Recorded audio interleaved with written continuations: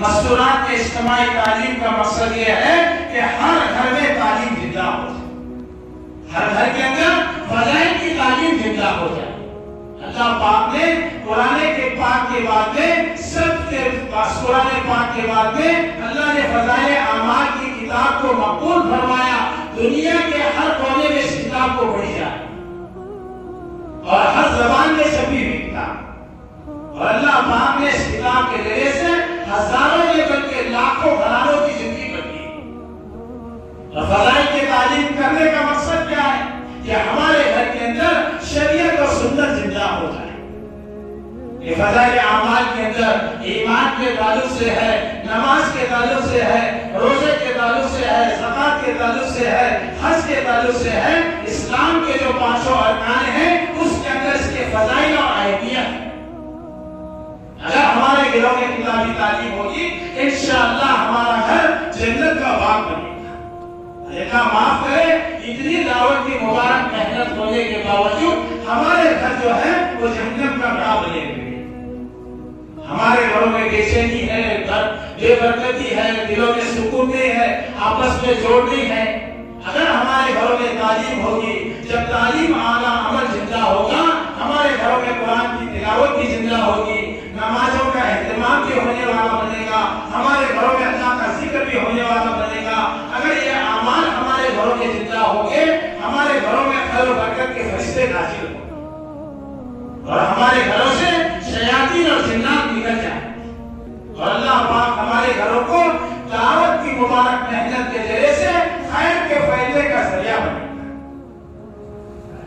یہ گھروں کی ایک ہے، ہمارے محلے میں اجتماعی تعلیم کا مقصد یہ ہے کہ ہر گھر کے اندر کتابی تعلیم زندہ ہو جائے۔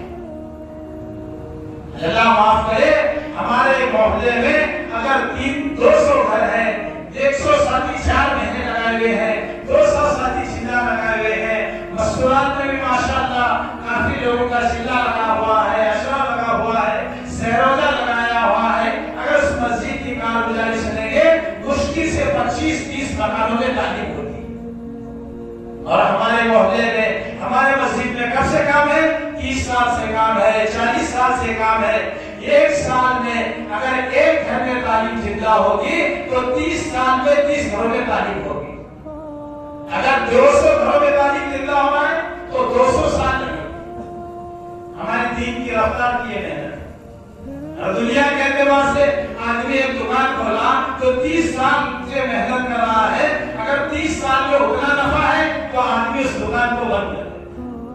لیکن ہمارا معاملہ الٹا ہے، ہم اس کی کارگزاری نہیں لیتے اور اس کو بڑھانے کی فکر نہیں ہوتی۔